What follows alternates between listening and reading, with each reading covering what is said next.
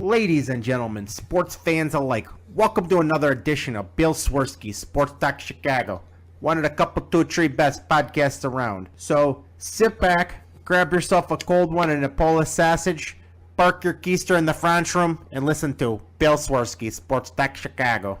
In Chicago, you know that all sports rock. The Bears, Hawks, Bulls, Cubs, and Sox. Pick your favorite, you can choose. As long as the Packers lose. For everything you need to know, it's Bill Swerski Sports Talk Chicago. Bill Swerski Sports Talk Chicago. Hey everybody, welcome to another edition of Bill Swerski Sports Talk Chicago. This is your hosts, Alex and Sean. On this episode, we've got home run derby goodness, Cubs kicking ass, and a little bit of White Sox news. But first, I'd like to thank our sponsor, the Rockford Ice Hogs. If you're not familiar with the Rockford Ice Hogs, they're the AHL minor league affiliate of the Chicago Blackhawks.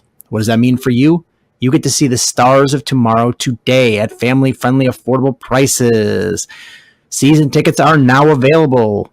Head on over to icehogs.com, get yourself a hat, shirt, jersey, tickets, and more. Tell them Swerski Sports sent you. Alex, my friend, how have you been? I have been well. How about yourself? I can't complain. I was just telling you before we recorded, I was in sunny San Diego for the last several days, and it was awesome, except for my trip home. Instead of getting in at 10 o'clock at night, I got in at 2 o'clock in the morning. So by the time I got home, got my luggage, got an Uber from Midway to almost by O'Hare, got into bed, and then got up at 6 o'clock in the morning for work.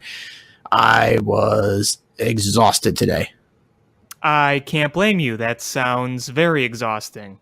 It is. And I had a aisle seat, and every time I'd start to fall asleep, one of the two other people in the aisle with me, or in the row with me, kept having to get up, go to the bathroom.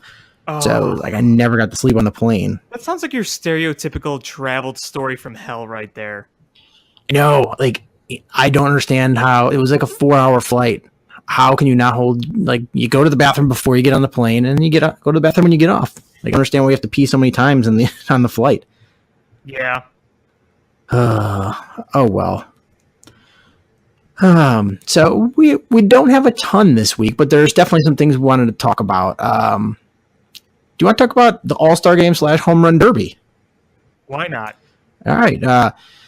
So, I mean, we had talked previously that we were hoping no Cubs wanted to be in the Home Run Derby in some respects, but wanted them to be in other respects. I think the thinking was that it's the reason you'd want them in is just how much fun it is and getting exposure for your players and your team, and hopefully bringing home a title. But the reasons we didn't want it is you look historically and power numbers drop precipitously when a player goes far into the Home Run Derby, and that's bad for business. Yeah, the thing is, I feel like a lot of that has kind of been debunked, and I don't know how much I believe that. So I wasn't really as worried about it going in.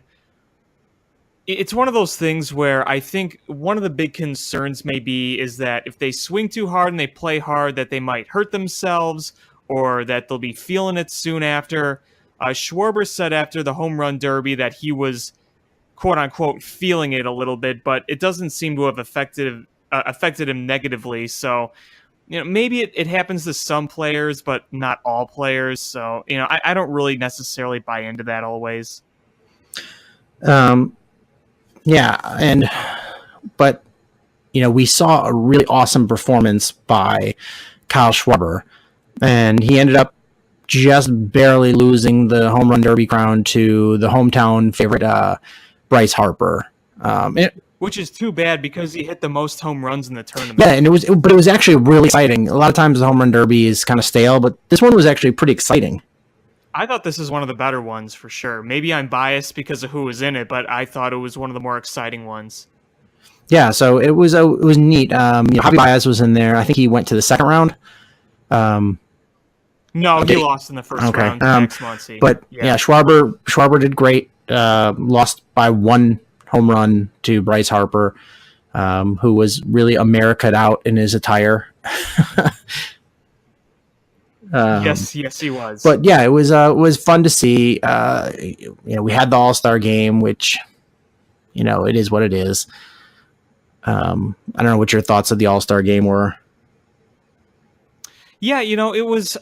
Here's the thing. It was really weird because I'd say the first 2/3 of the game were really boring. The only thing that I really enjoyed was the Wilson Contreras home run and the Javi Baez leadoff single for the NL on the first pitch from Chris Sale. Other than that, it was kind of a snooze fest, but then the home runs started raining down, especially late in the game. You had Scooter Gennett tied in the 9th, and then you had home runs being hit in extra innings. I thought that was really exciting. That was the funnest part. A lot of the beginning just was really stale. Yeah, and you had the predictable outcome that the American League won again. Yeah, which means that the World Series will go through the American League cities home field advantage. So I guess it'll be. Well, it doesn't matter now. Oh, did they change it? Yeah, no, it doesn't matter anymore. That doesn't apply anymore. That rule. So do they do it by best record? Oh. Yeah, best record. Oh, that's good. Matter. All right. Man, did they change that for last year? Yeah, I think they did. I think I think it changed last year. I think 2016 was the last year, which actually it did definitely benefit the Cubs. I think maybe last year I got thrown because the league that won the All-Star game also had the best record. So I think it was No, Dodgers had the best record. They started the World Series. The American League won the All-Star game. Oh, okay, then I'm all kinds of wrong. But yeah, so that's good because I always thought that was the stupidest thing, and it did benefit the Cubs. You're right, but I always thought it was just really stupid that an exhibition game that where fans choose who is playing, everybody plays like 1 inning, and that's what's going to decide who has home field advantage in the finals. Yeah, I mean, I don't know. I thought that rule was kind of silly to begin with, but it was at least a way to get the game some attention back in 2002. So, there was that, but I think that it lasted way too long than it did. So I'm kind of glad that rule's gone. Yeah, I mean, I get the point that they were trying to make sure that everyone was trying hard and not just, lollygagging, but that's just not the way to go about it. I'd have to imagine there's got to be more fair and equitable ways. I mean, if a guy that's on, like a Jose Abreu's up there, and what benefit does he get from going out there and doing well? It's that he's not going to go to the World Series. No, exactly. I mean, I still think the MLB All-Star Game is by far the most exciting and genuine All-Star Game of the major sports because the Pro Bowl, nobody tries. The NBA All-Star Game, it's just a shooting contest. The NHL, though I do think is fun, it's not really an NHL game anymore. It's 3-on-3 and a bunch that's fun, but that's not really an authentic hockey game. The MLB All-Star Game, it's still being played. It's still, pretty much a genuine baseball game. So even without the rule, I still feel like it's by far the best.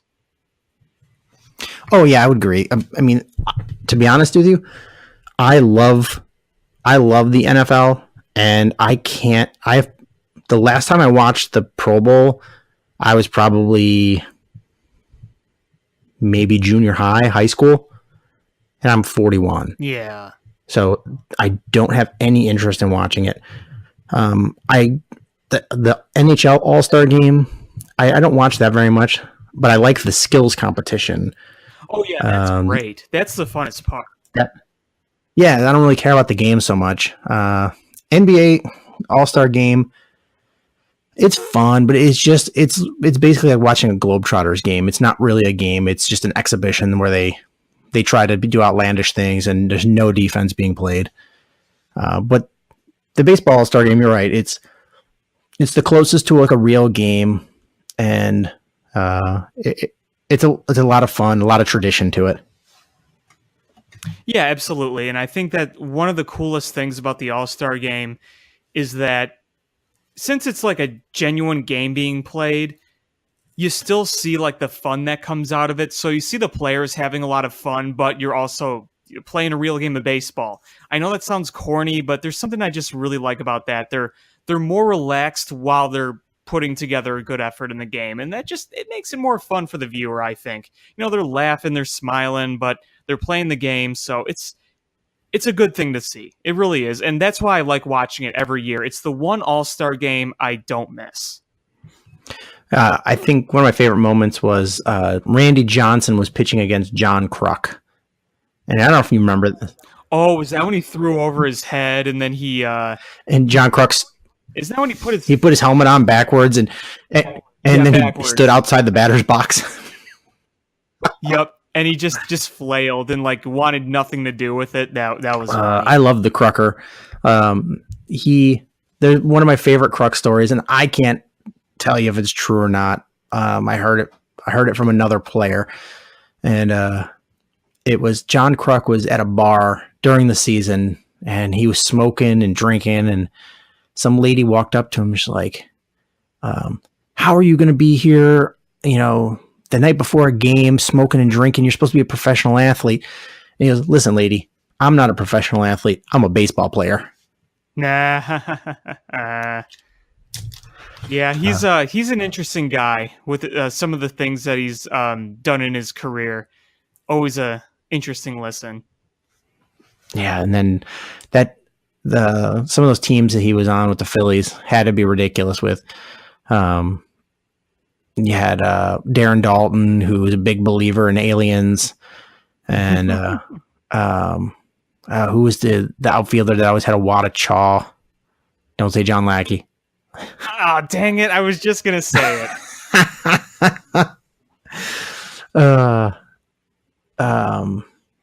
Man, who was it? I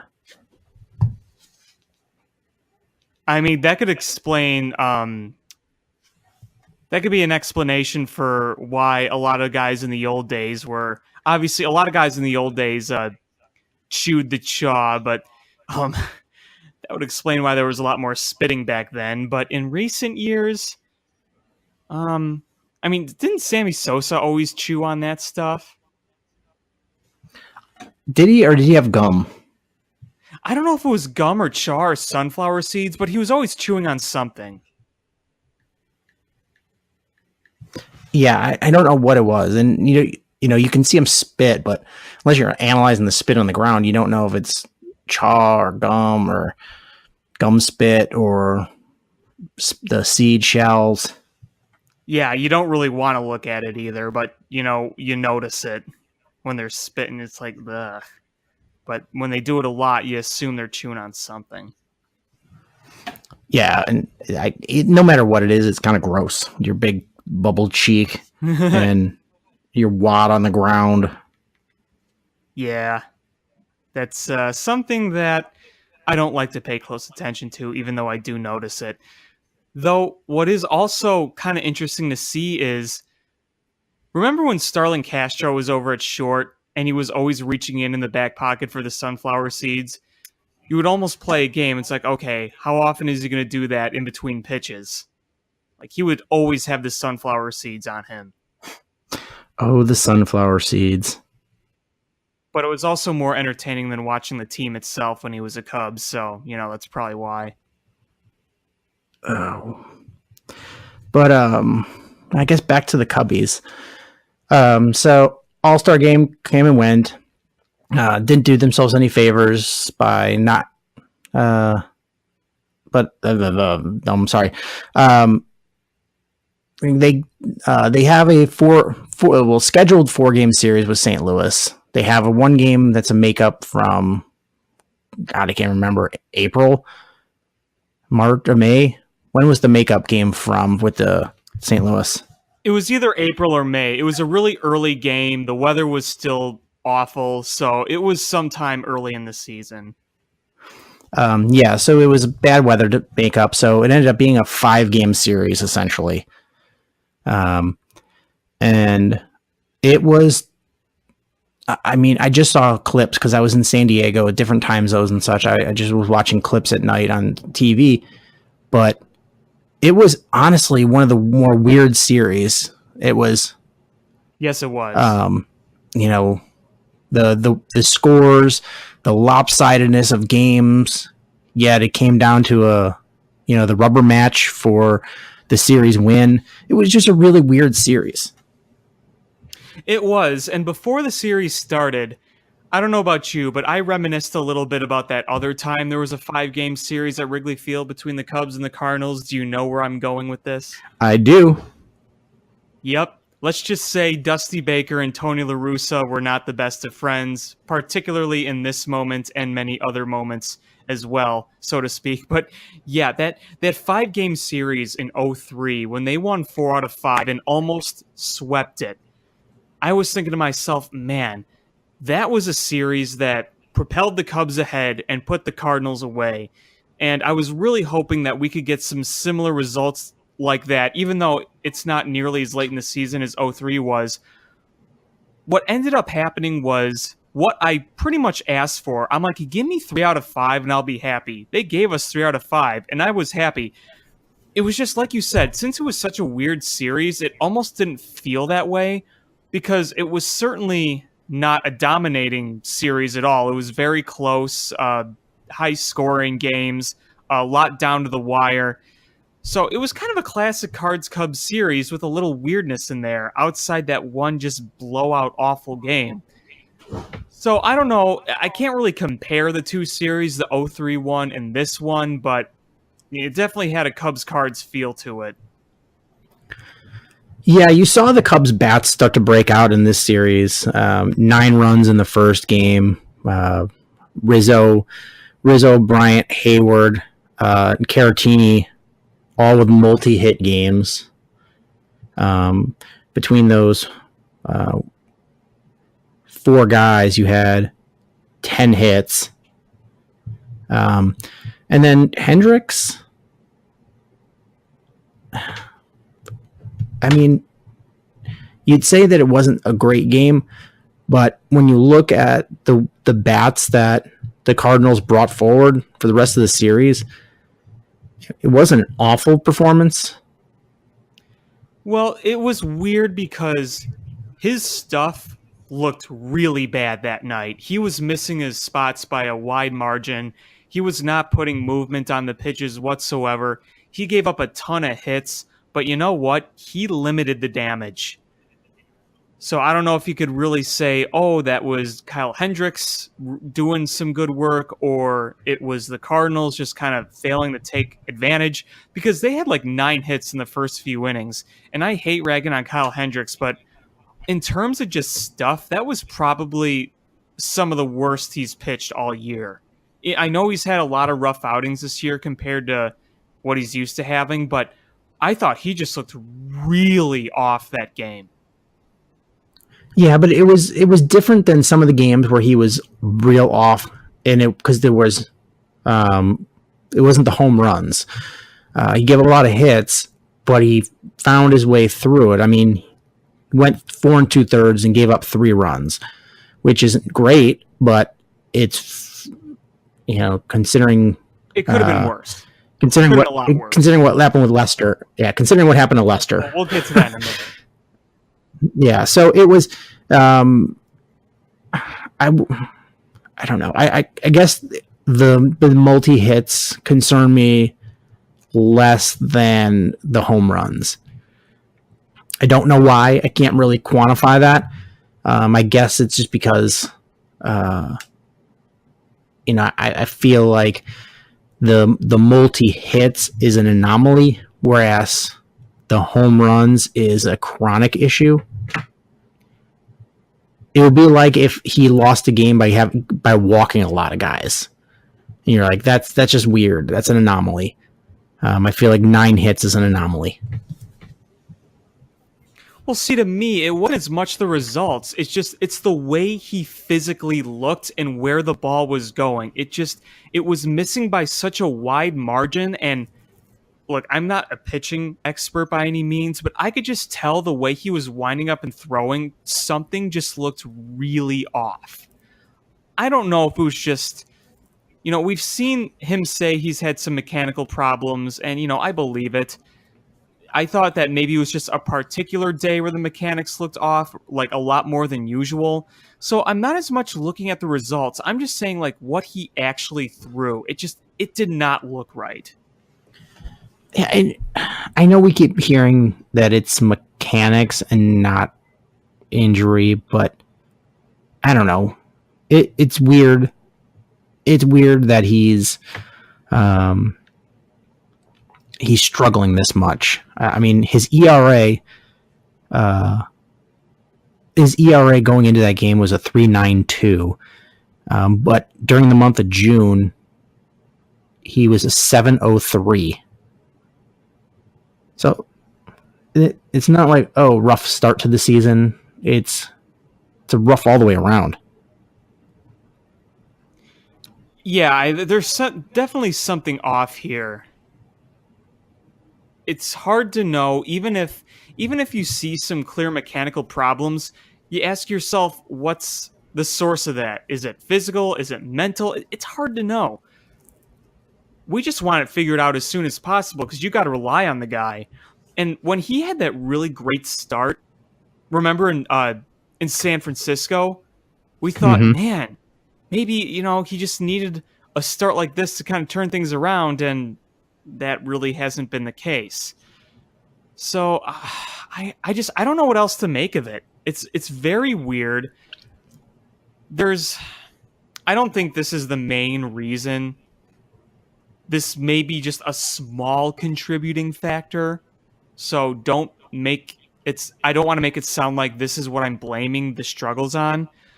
But I do feel like there are instances where opposing batters have kind of figured out his game a little bit, and counter adjustments haven't been made because he's having some mechanical or mental or whatever issues. There's something clearly off where it's not really allowing him to make adjustments because he's struggling as it is. But I do feel like, as good as he is, there was going to be a moment where some players were going to figure him out a little bit. And it's hard to make adjustments when you're struggling currently. Does that make sense? Yeah, I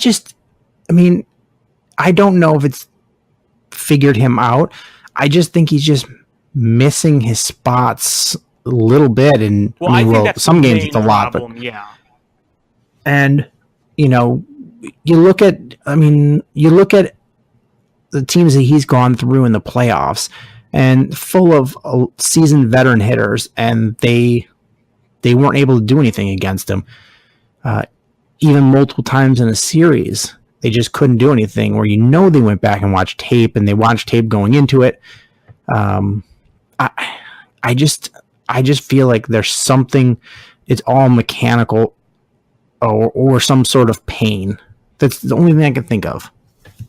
Yeah, I hope it's nothing too serious, and I still feel like he will come around eventually, because he's been so effective for the last few years. I just think once he figures things out, and if he can make a few adjustments here or there, maybe counteract with some adjustments, because, baseball is a game of adjustments, and saying that some batters may have figured him out, it's part of the game. You make adjustments, others make counter adjustments. Once Kyle Hendricks kind of gets under control and does what he does, he can make some of those counter adjustments. Until then, we're going to see Kyle Hendricks starts and kind of wonder what we're going to get. Because for several years, we always just expected it was going to be really smooth sailing every time he starts. And this year, unfortunately, that has not fully been the case. You just hope that it happens sooner than later, because you're going to need him. Absolutely. And do you know what, going into that game, do you know what his first inning ERA was? I know it was bad. I don't know exactly what it was. Going into that game was 8.53. Wee. And I'm sure it didn't improve at all No, it probably got worse. Yeah, because he gave up that single for a run in the first. So yeah, definitely gone up. And then Tommy Pham hit with that home run he hit off of Hendricks. That counted as that was the home run that broke Hendricks' career mark for home runs given up in a season. Yeah, I mean it's July and we've reached that, so that should tell you kind of how things are going this year. And you kind of saw the Pham home run, and you saw that result was pretty similar to what he's done a lot through the year, and that was a changeup or a fastball that's obviously not very fast, and it doesn't move or it's not located right, and it's just right over the heart of the plate, and it gets crushed. And that's what happens to Tommy Pham, and that's kind of sums up what's been going on with Kyle Hendricks a lot this year. It's when you're a pitcher like Kyle Hendricks, you got to rely on movement and location. You're obviously going to get away with a few more mistakes when you throw 97, 98. Kyle Hendricks throws 10 miles slower than that, so you can't really get away with those types of mistakes. And what Kyle's been so good through most of his career was the movement and the location. But now, when you're not having that, it's that happens. Home runs happen. So I mean, the Cubs had the nice come from behind win there, and then came the next day. You felt really good going into that game. You're like, all right, we took the first game. Now we've got Johnny Lester on the mound. You felt good about going 2-0 in that series. And Matt Carpenter happened. Yeah. How many home runs did he hit that series? Like 5 or 6? In that game, he hit 5 for 3 5 home runs. 3 home runs, 2 doubles, 5 for 5 with 7 RBIs. Tied the major league record for most extra base hits in a game, and became the first player to ever do it in just 6 innings. Yeah. That was just a disastrous start by John Lester. And, I've been praising John Lester all year, grinding his way and having effective starts. Let's just say I also was not very surprised that he's hit some regression lately, because he has. I don't want to call him lucky, but he had a decent amount of luck in that first half in some of those starts. Regression was going to come at some point. And I think that John Lester just needs to fix things, shake it up a little, and it'll be fine. But you saw the fielding independent pitching throughout the year was a bit higher, to say the least, than the ERA. And that typically means that you're going to see some regression at some point. And, well, we've seen it lately. He was kind of due for it. So I'm not overly worried about him. I was expecting the regression. He just needs to make some adjustments and kind of come back here. But boy, the regression bug really bit that game, because everything that was put in play was either falling on grass or falling in the seats. Yeah, I mean, every pitcher is going to have a really, really awful game, and that was a really awful game for him. But you know what? It happened. It happened fairly early, midway through the season. We expect a rebound from it. It didn't hurt us in the standings at all. It just, if anything, it's more of a wake up call than a, I guess a bullet in you. It didn't really. It was more of a wake up call than anything. Yeah, and he even said that. It's like, I gotta make some adjustments. I gotta tinker a few things here. It's going to happen. Blowout like that are going to happen. And when you had John Lester getting the results that he had for a while, you knew he was due for a real dud. So it's not that it was overly upsetting or concerning. It was just kind of, you never like seeing that happening, but it was kind of expected. Yeah, the one thing I can say about the game is the Cubs player did keep playing, and Joe didn't make a dumb move by burning up his bullpen by going through. The last 3 1/3 innings were pitched by Tommy LaStella, Victor Caratini, and Ian Happ. Yeah. When's the last time that happened? It's been a while, right? I'm sure Chris Kamka has something on that. Yeah, I mean, it's a little silly, but when you're down by that many runs, what's the difference? You don't want to burn through that bullpen that's already used up a lot and hurt. No sense in keeping pitching guys, especially when when the game's lost, you're not going to keep doing it. Yeah, you've got Lester only went 3. Bass didn't even get an out, and he's on the DL right now, I believe. Who, Bass? Yeah. Yeah, I think so. So you bring in LaStella, bring in Caratini, and bring in Happ, and none of them pitched well, but at least you finished the game and didn't burn through any more of your bullpen. I guess that's all I can really say about that. Yeah, because when you saw Lester leaving early and you thought about the doubleheader, all the games coming up, and you thought about the bullpen that's been used a lot, you just thought, oh boy. Yeah, that was when that game I didn't watch it. I was into a restaurant and I saw it on the TV and I went, what? And then I'm like, who's pitching? So I'm getting on my phone. I can't get any signal. It's in commercial. I walk outside to get signal and I'm like, Lester? Whoa. And it was when they took him out and I was like, that's bad. And then I'm like Googling, see if he got injured or something. Not a good game. Not at all. I mean, not only Lester wasn't good, but Anthony Bass couldn't find the strike zone. And it was pretty much one of those games where it was over fairly quickly. It wasn't like a slow, painful death. It was just boom, shot to the head. The game was over. It was like 10-0 by the third inning. It was already that bad. So at least it was mercifully over soon. It wasn't one of those bad. It was the worst loss in terms of margin, but the worst loss of that series was game 2 of the doubleheader, which we'll get to. So the doubleheader, I guess the most surprising thing to me is Tyler Chatwood only gave up 1 run. Yeah, I didn't see that game, but I did see the highlights of it, and the turning point of that game was the double play that he got. He loaded the bases, 1 out. You're thinking, oh boy, wheels are coming off. Then the grounder right back to him. He made the right move. It's tempting to go to second and then first, but he went right to home. He was right in front of it, and then Caratini went right to first. It was a very well-turned double play, and I thought that was really kind of what shifted the whole game in the Cubs' favor.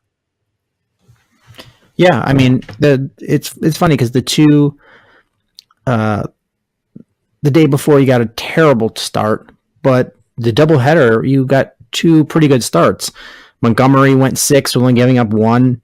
Chatwood went 5 2/3, only gave up 1. And those are the guys you were worried about the most in this series. Yeah, absolutely. Especially Chatwood. I guess Montgomery too, because of just the recent struggles. But the bullpen just pooped the bed in that 6-3 loss. Yeah, it's too bad because they were down 1-0. They score 3 runs to take the lead, and I'm thinking, all right, here we go. Yeah, walks kill, then the hits came. It was one of those things where it was just, you shrug your shoulders and say, well, that's what happens when your bullpen has to work so hard, you know? And Justin Wilson had 2 bad games in one day. Yeah, to say the least. And of course that happened after I tweeted before the All-Star break. I tweeted about his ERA and WHIP and FIP as well, because the WHIP is still high, but the ERA and the FIP was looking a lot better. And you were thinking, wow, he's been pretty good lately. And every time I tweet that, that's when the bad Justin Wilson that walks a lot of guys comes around. And, again, I was following the game. I couldn't watch it because I was working the Bandits game, but we were in a rain delay, actually. And I was down on the concourse when it was pouring rain. I checked the score, and I saw the first two guys walked off Wilson, and you just knew that the Cardinals were going to take the lead there. It's nothing short of a disaster was going to be the result of that inning, and that's what happened. But yesterday's game was a nice rebound game. It was you have the rubber match, two games to 2 games, and you come out solid in that game. Quintana gives you a real nice start, and then you get a nice bullpen effort. Yeah, and Quintana was the one I really wanted to talk about because I wrote an article for Cubs Crib about him and his start yesterday. You got to give him a lot of credit because he threw 121 pitches. That was what he did in this game. It was really pretty, something really to admire, I think, because he threw 121 pitches. That was a season high, and that tied his career high. So he's not used to going out there and going 121 pitches. His game easily could have ended in the 6th, but he went out in the 7th and got a 1-2-3 inning. So you got to give him credit there. He also, in the 6th, gave out the 2-run double to Dexter Fowler. He could have been pulled after 5 2/3, but he got the out right afterwards. He was really kind of a savior in that game. He helped the bullpen rest. He didn't have his best stuff. He walked 4, but he did strike out 6, and he held the Cardinals to 2 runs. He got in some jams early, was able to wiggle out of it, and then he kind of picked up steam as it went along. So you got to give him a lot of credit here. And also, you got to credit Jose Quintana's overall performance because you look back at the last, 15 starts he's made? He has like an ERA just under 3. So he's been pretty good, all things considering. The walks are still really high. He's walking at a 4.2 rate right now. This is a guy that came in with a walk rate typically around 2.1. I mean, it's almost double. So that's why he kind of got off to a rough start, and the FIP numbers don't look as good. But 3.87 ERA, if he didn't have those starts against Atlanta, it would be in the low 3s. He doesn't go that deep into ball games that often, outside a few times. He usually goes 5 2/3 or 6, but overall, you gotta like what Quintana's brought you, and that's giving you a chance to win the game. It's not ace type stuff, but he's giving you a chance to win every game. Yeah, and I mean, it's other than a couple of games which sucked because they were at the beginning of the season, which is what we remember. Is he's been really solid. Yeah, he's been exactly what we needed, and I can't really complain about it, especially considering the salary he makes. No, not at all. Not at all. And look, when the Cubs traded for Jose Quintana, they were looking for a solid, controllable young guy. Nobody really said, despite what some will try to tell you, nobody said they're going out and getting an ace. People knew Quintana was a really good 2 or 3, but he was never an ace. We never traded for an ace. Yeah, we gave up a lot to get him, but we gave up a lot to get him because of his track record of being incredibly solid and for the cost control. That's why you gave up a lot for him. And you give up a lot for a controllable arm that puts up the stuff he does. You pay for it, and we'll discuss the centerpiece of that package in a little bit. But in that game, we got our a sneak peek at our new Cub, Jesse Chavez. Well, the sample size is short, but the sample size we do have, thumbs up.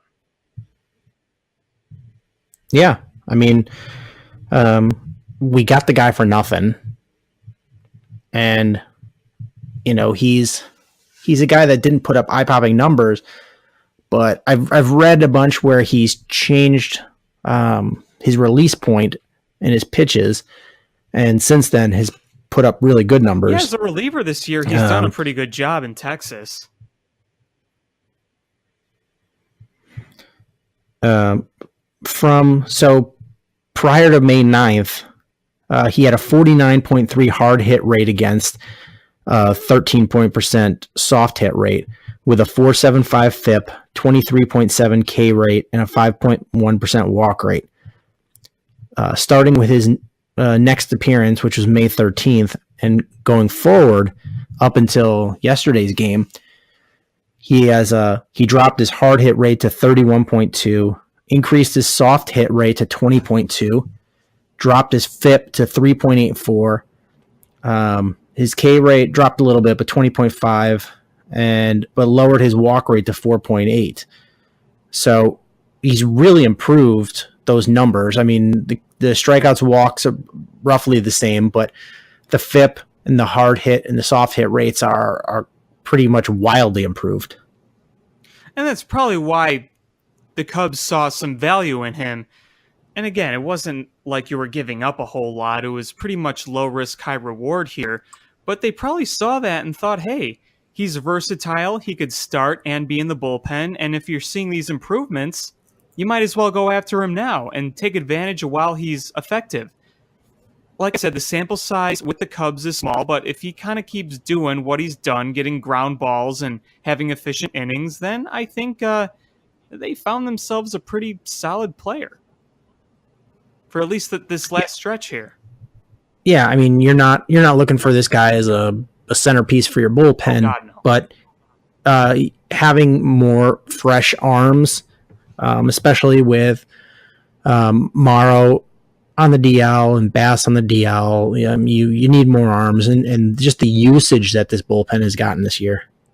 Exactly, the usage and the injury problems, because one thing that was really concerning going into the Cardinals series, and I want to talk about this a little bit too, Brandon Morrow was hurt again and put on the DL.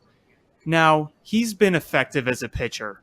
He's done a good job as a closer, but after pitching so much last year and having some nagging injuries this year, that makes you start to worry a little bit.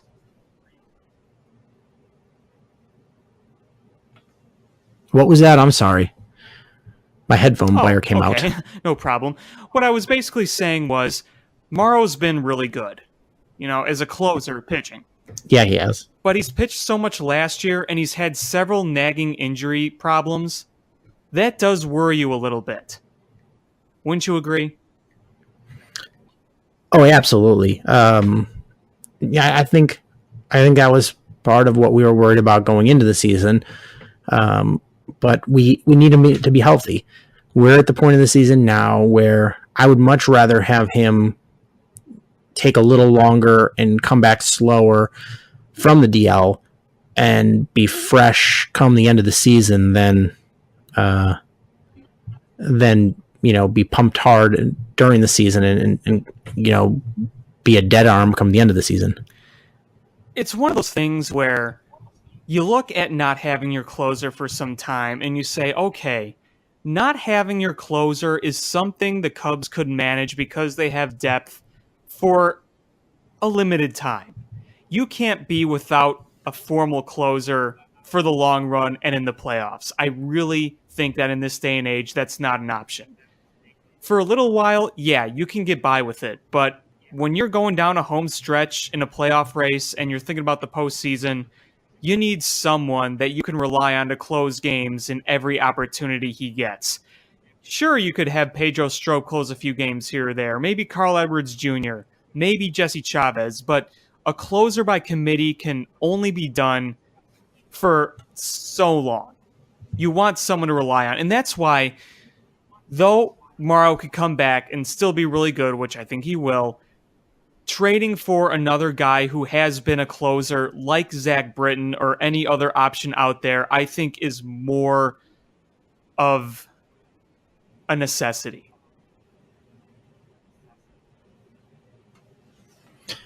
Yeah, I would agree. And you're right about bullpen by committee. You can do so in the season. When it comes down to crunch time, you need that dominant player. Honestly, in the playoffs over the last few years, the how do I want to say this? I guess the importance of your bullpen has increased exponentially over this last several years, to the point, I mean, look at the Dodgers. What they did is they had a formula. It was this starter goes to this inning, and then here's what we do. And you bridge to your closer, and there you go. And especially when you've got stud starters, it makes it a pretty easy bridge. And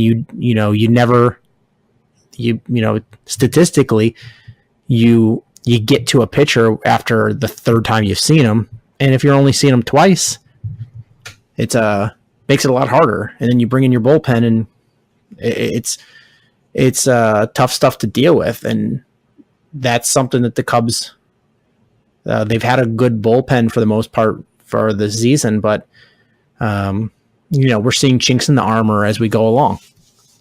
Yeah, and it's hard when you have to pitch a lot. It's hard when you have to work a lot and you're having injury problems. Because think about it. Pedro Strop is kind of the last of the big guys to have, knock on wood, an injury problem, because we've seen it with Carl Edwards Jr., we're seeing it with Brandon Morrow. So you've had some injury problems here and there. Brian Dunsing's been on and off the DL. You've had a lot of rotation with guys like Anthony Bass and Luke Farrell because of these injury problems.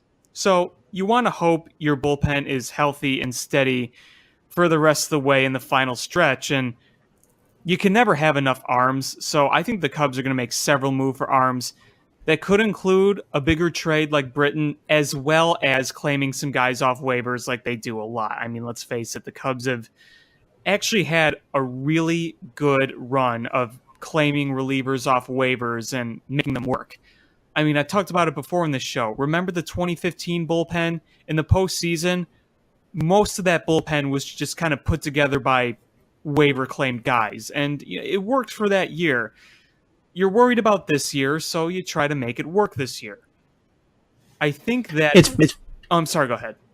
Oh no, go ahead, finish up. No, I was just saying that I think that you can never have enough arms, and you're going to see a lot more moves. And I think that a trade for Britton is not out of the question, and claiming someone that may be struggling to hopefully turn things around is also not out of the question.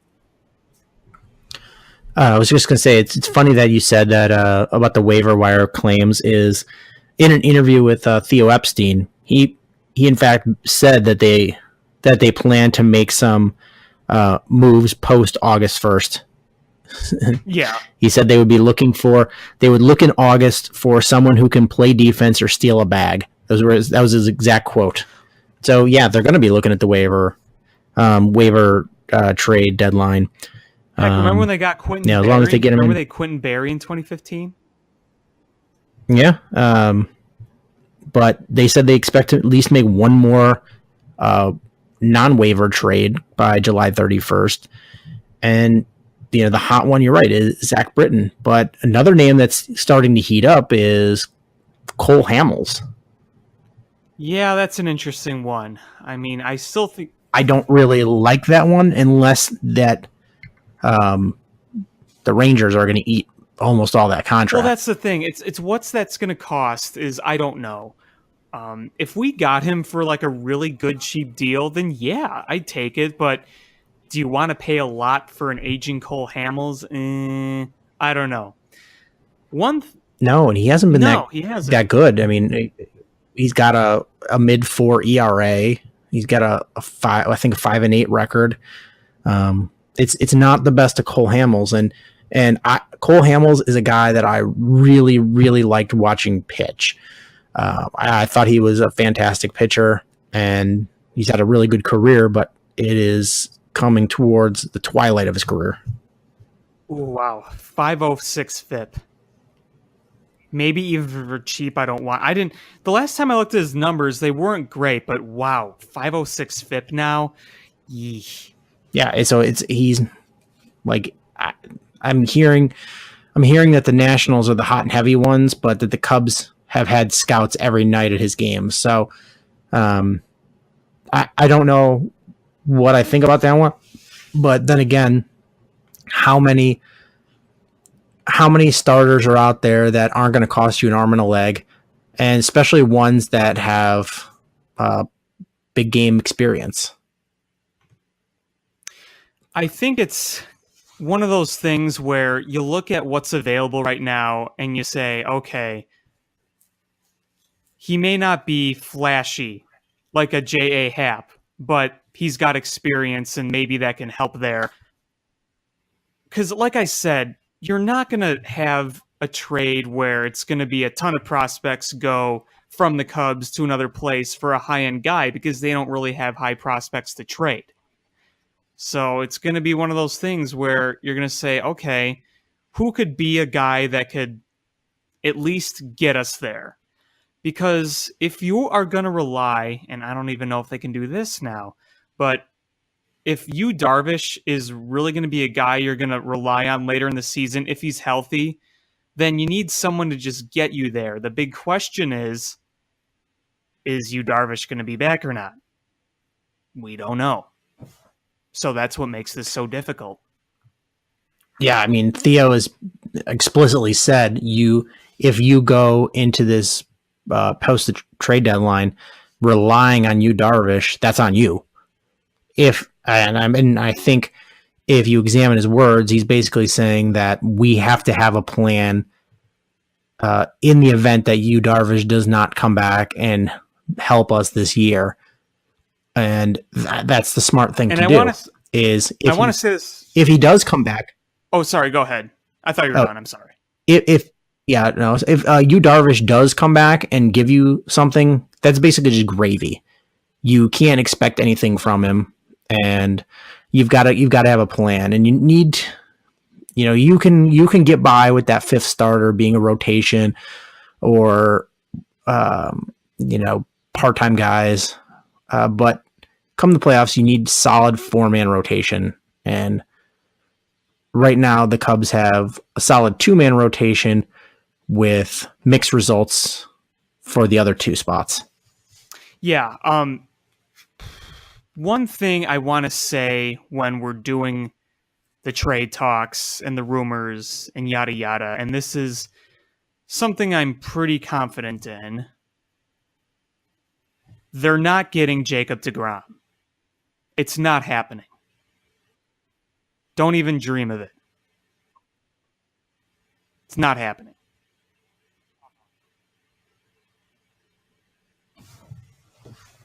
Yeah, I don't disagree with you. And I don't even know if it makes sense, because in order to get him, you'd have to trade off the major league roster. And what's that going to do? Yeah. I just don't know how much sense it makes. Look, would I love Jacob deGrom in this rotation? You bet I would. But for the Cubs situation right now, not going to happen. Like you said, it doesn't make much sense. I mean, to prove your rotation like that, you would have to give up a lot. And I don't think the Cubs just want to wipe out their depth to get that. I don't. It seems pretty clear that they don't want to do that. So I'm just going to steer clear of any talks of that. I'm looking at more of the guys like we've talked about more than Jacob deGrom, because Jacob deGrom's an absolute pipe dream. And sorry to switch this around a little bit, but I'm looking at Cole Hamels numbers, and what was his FIP? 5 point whatever.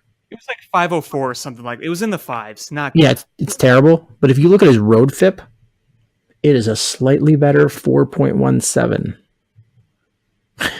Which is not good, but that's about an average number 4. Yeah. And I don't know. If you get him with the Rangers eating his salary, most of his salary, and you give up a very, very low level prospect, I'm fine with him as being the number 5. So you're not relying on, garbage pitchers, but then you've still got, and it gives you an option with, if the wheels come off Tyler Chatwood again. I don't know. He's not going to give you anything. He's not going to He's not going to help bolster your division lead, and he's not going to even make the playoff roster. But he could be a security blanket that you can get for minimal money or for minimal prospects.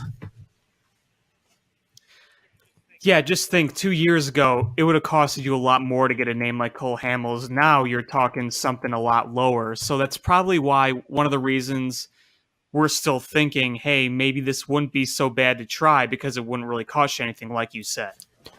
Yeah, I mean, look at tonight's starter. I mean, I think you get a lot better start out of that tonight's game than with Cole Hamel, and I think that's all you do is just shore up situations like that. I think the hope is that Darvish does come back, and your playoff rotation is Lester, Hendricks, Quintana, Darvish, and if Darvish doesn't give you anything, then you throw whoever's pitching the best at the time between Montgomery, Chatwood, and Hamels in the mix. But if nothing else, Hamels is a veteran, and he has big game experience and has playoff experience and World Series experience. He's got to give you a better performance than tonight's performance. Yeah, I agree with you there. You want to know something interesting that I go through my mind constantly? I keep trying to tell myself, don't be talked into wanting James Shields. Don't be talked into wanting James Shields. Yet I think about just innings eating, and I think about how that's needed, and there's part of me that thinks, well, maybe it would be kind of worth a look, and then I keep trying to tell myself, no, don't. Though I will say, I look at James Shields' numbers this year, 4.26 ERA, 4.38 FIP, 1.263 WHIP.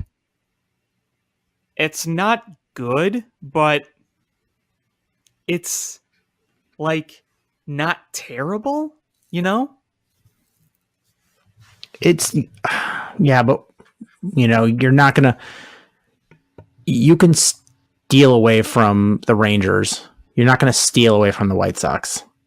No, you're not, and that's why I don't think it's going to happen. But the prospect of him potentially being the type of guy that you wouldn't mind having, there's a little part of me that's starting to convince myself that, even though I've been so adamant I don't want James Shields, and I still probably don't want James Shields, but more and more I'm kind of not hating the idea as much, even though I still don't like it. If that makes sense. Yeah, I don't know. I think that I have a feeling that the Cubs are gonna pull a move for a solid bullpen arm, and I think they'll pick up a low-level starting pitcher. That's my prediction, and you may pick up a guy that's a late defensive player, but honestly, You've got Almora, who's a very good defender. You've got Hayward, who's a great defender. And both guys are hitting well. Yeah, absolutely. I think that if you look at what the Cubs could potentially do and the names out there, you're thinking, okay, if there's going to be any sort of quote-unquote exciting move, it would be a bullpen arm, because an exciting big blockbuster starter move is pretty much out of the question.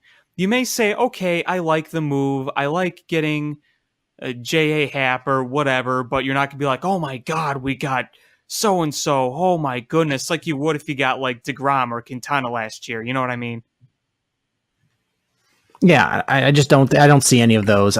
It's going to be a decent bullpen arm. It'll be a back-end closer, and it'll be a speedy defensive guy. And honestly, if you got somebody that was a solid center fielder, just defensively, imagine a late inning defensive outfield of Almora in left, Hayward in right, and then a solid defender in center. It's makes it a lot harder to score runs. Yeah, I mean, last year they got Leonis Martin, and we saw how that worked out. It worked out pretty good defensively. Yeah, I mean, I think that's the type of guy they're looking for. Just, they don't worry about hitting, just being able to be a late inning defensive player or a pinch runner in situations where you're trying to get a jump start on scoring. Yeah, exactly. I mean, yeah, and the only thing I have left with the Cubs is yesterday's win knocked the Cardinals into fourth place. Yeah, part of that is the Pirates are about to win 10 in a row, so didn't see that coming. No, but you know what? Remember at the beginning of the season, we talked a lot about how the Pirates were a pretty darn good team, and they went through a pretty rough spell, and they're bouncing back.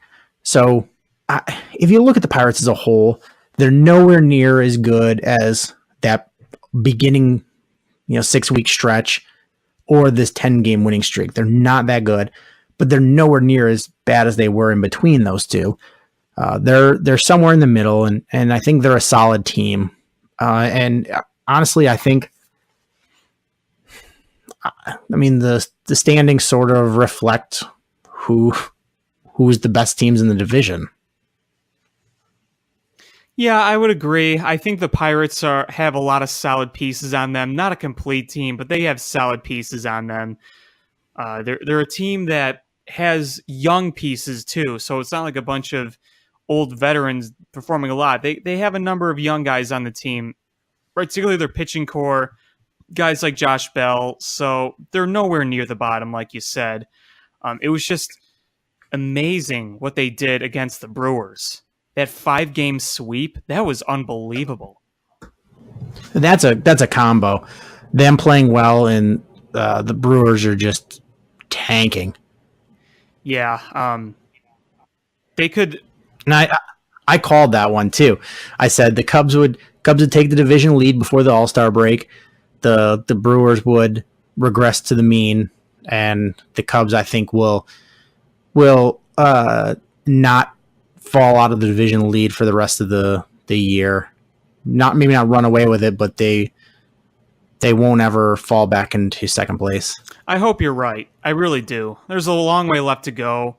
The Brewers are probably going to win tonight. I mean, it's 1-1, but I shouldn't say probably. I could see them winning tonight. And the Cubs are probably going to lose, but it's one game where things kind of went down. The Cubs just have to overall keep playing solid ball and things should be fine. The Brewers were due for a slump, though, because they just kept winning games that they had they essentially no business winning. I mean, they were getting carried by Jesus Aguilar and pretty much all that defensively. And it's like, okay, Jesus Aguilar is having a great season, but you're going to see some slumps eventually. And that happened. So it's not that surprising, but you saw the way they lost. Like a 5-game sweep, that is so hard to do no matter how good or bad you're playing. And you saw how the Brewers lost that final game. That's what was surprising. Not the slump, but just the way it played out.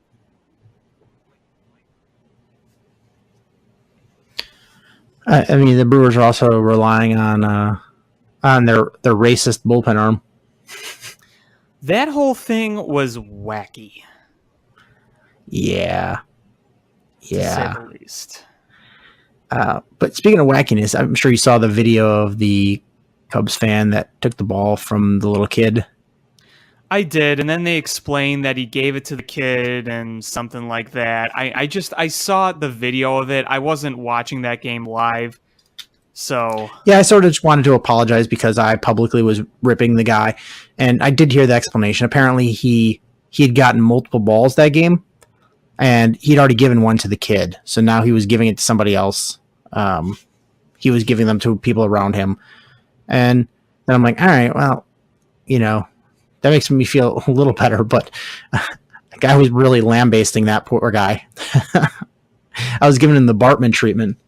Yeah, so I feel bad for that guy, but glad his correct story is being broadcast out there so he doesn't get some sort of backlash and get a Steve Bartman treatment around from the rest of the city. Yeah, exactly.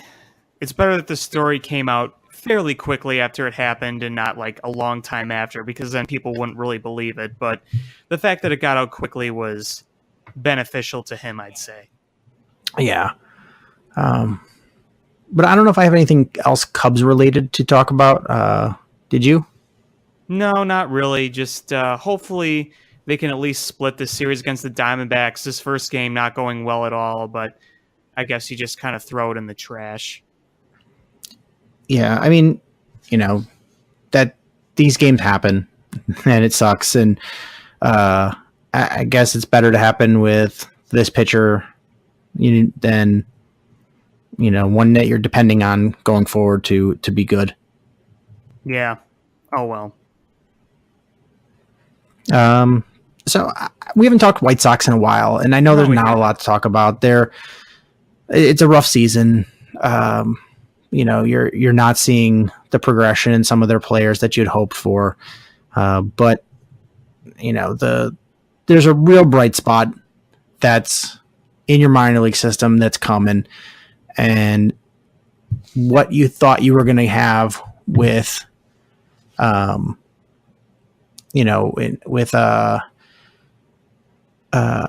my goodness, I'm having an old man moment. The young guy that you got in the trade for sale, Yohan Moncada. What you thought you were going to have for Yohan Moncada, you may have got your future best player centerpiece in the Quintana trade. With Eloy Jimenez, I agree. I think Eloy Jimenez has the highest ceiling in terms of just what he can do. I mean, the guy's got ridiculous power. He's got ridiculous athleticism. I think he's probably the brightest and best part of the White Sox rebuild, I'd say. Yeah, and they've moved him up, and he's still absolutely crushing the baseball.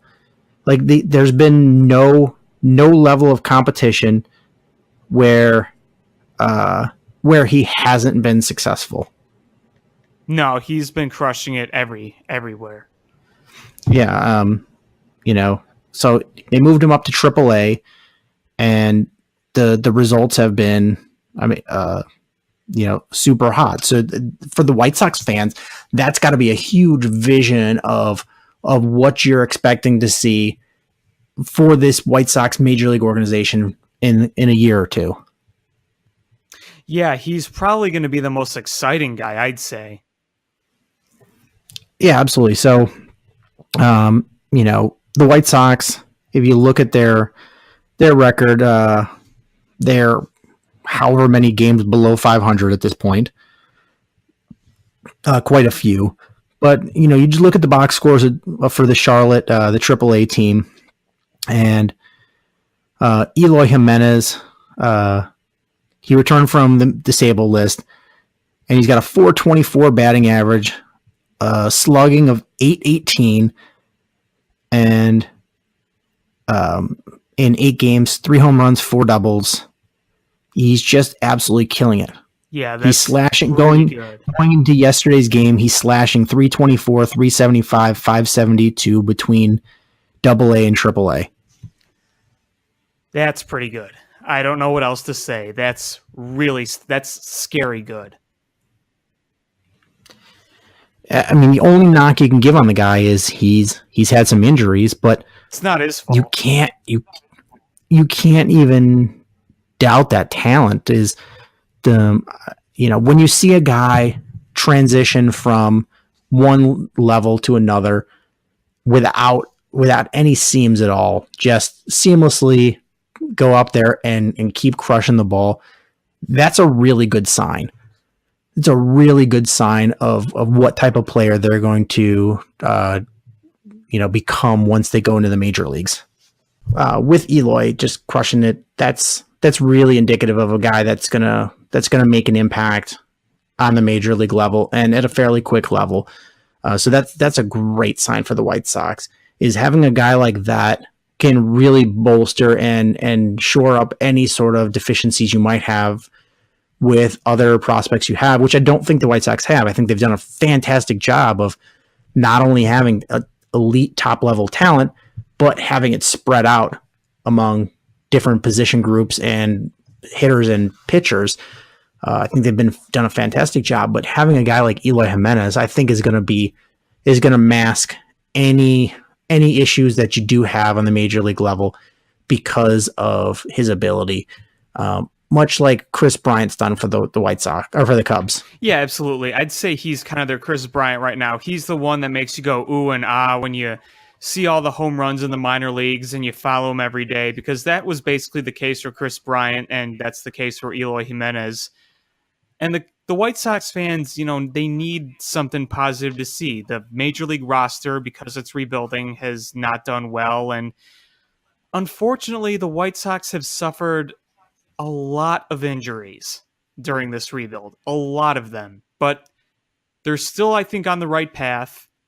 And having Eloy Jimenez is really going to boost things here. So not all is bad with the White Sox rebuild by any means. Yeah, and I fully expect them to bring him up at some point in the major league level. And any White Sox fans out there, let me know, and I will gladly go, as a Cubs fan, go to a White Sox game to go watch Eloy Jimenez with you. I think that'll be a blast. And I'm a Cubs fan I'm a Cubs fan that is not bitter about the trade at all. It's nice to see both sides get something that they need. Yeah, exactly. I mean, you got to do what you got to do in this situation, and that's what they did. I thought it was actually a really big step forward against crosstown meatballery. Oh, I will trade with you. Rah, rah, rah, rah, rah. No, Hahn and Epstein got it done. I think a lot of credit has to be done. It has to be given to that. Yeah, absolutely. It was, the Cubs gave up a lot, but the White Sox had a very good controllable arm with a great contract, and that's a unicorn in baseball. Yes, That's why Jacob deGrom is, if they trade him, is going to get an absolutely stupid haul back, because having a guy that young, that good, and on that kind of deal, it's just hard to come by. Yeah, exactly. I thought it was so cool that they were able to do it in this day and age. Right after the Cubs won the World Series, people talked about, Reinsdorf is all bitter and doesn't want to trade with the Cubs. He doesn't want to help them out. Management for the White Sox moved past that. And management for the Cubs said, we'll do what it takes. Even if Eloy Jimenez is going to crush it on the other side of town, we want that young, controllable starting pitcher.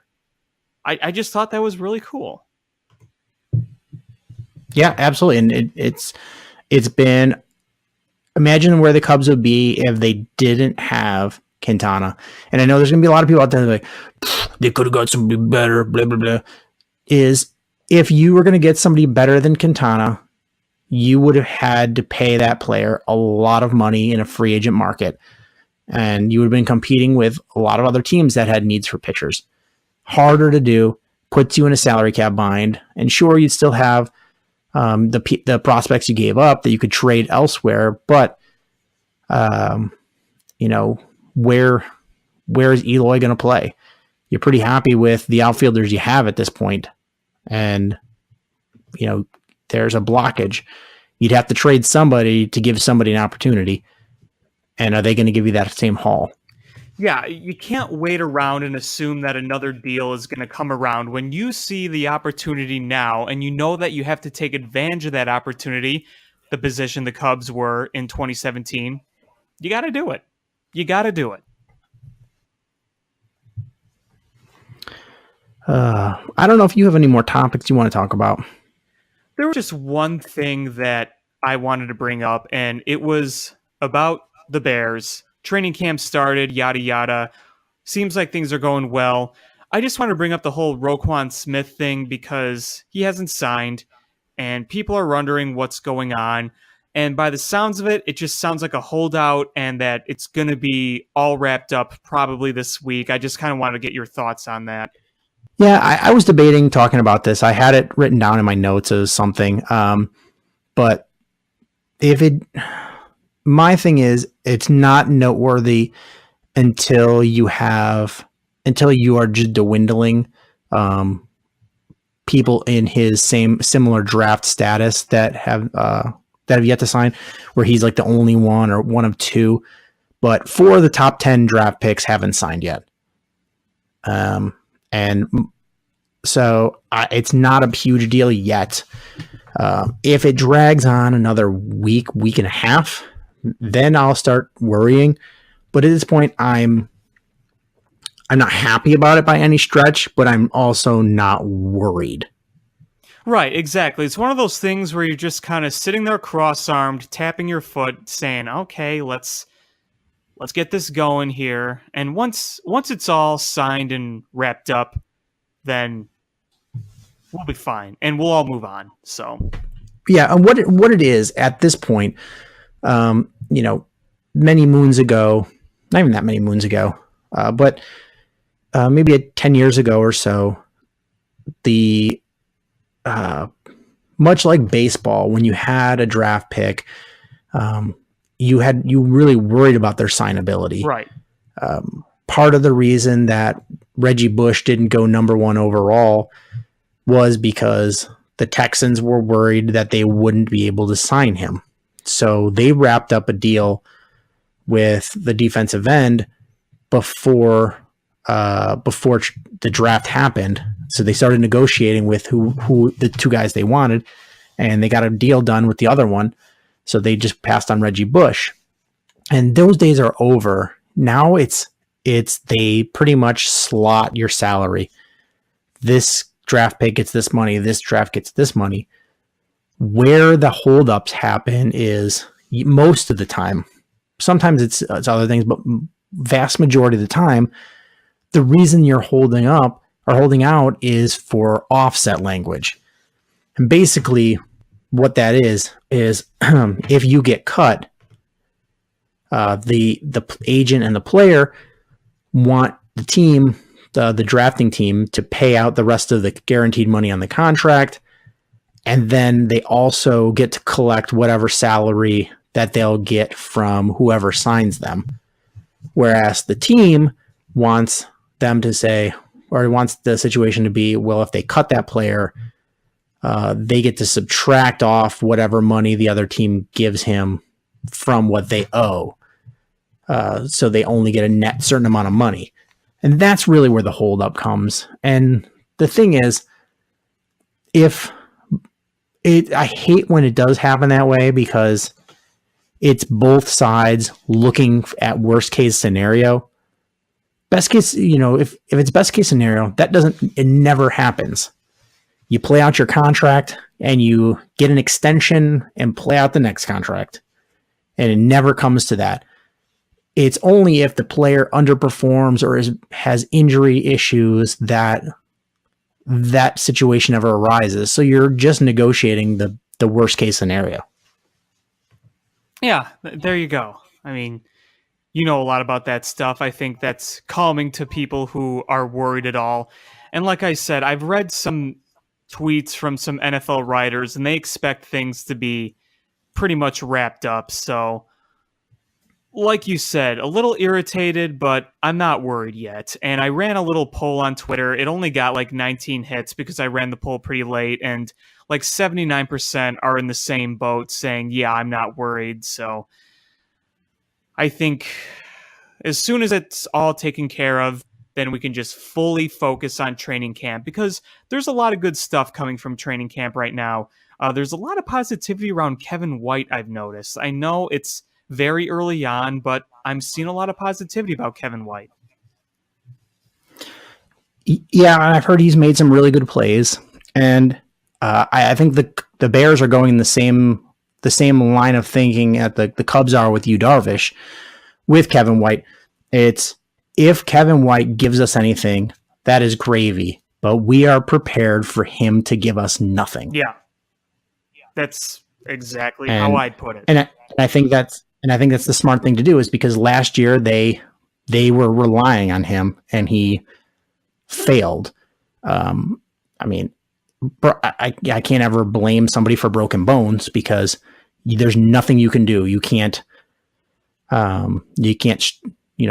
exercise your bone. Your bone just is your bone. They break, and nothing you can do. So it's just a crappy situation, and I feel bad.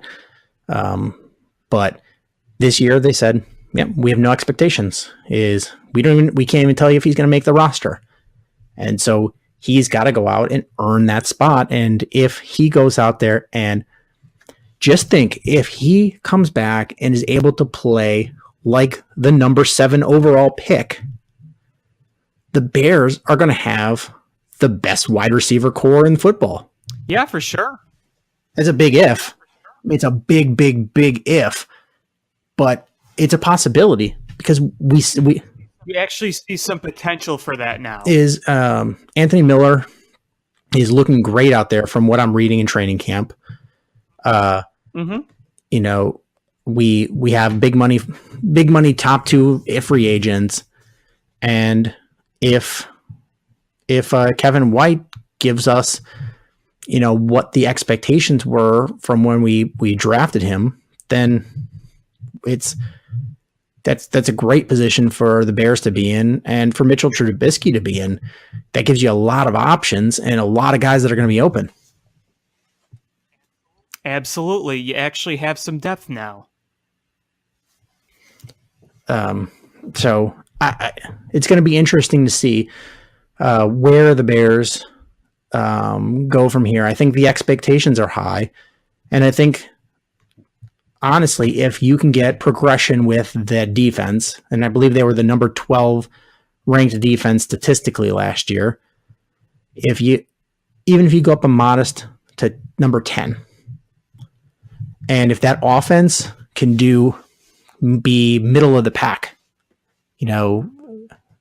somewhere between 15 and 18 range, then that just makes you're a much better team. Much, much better team.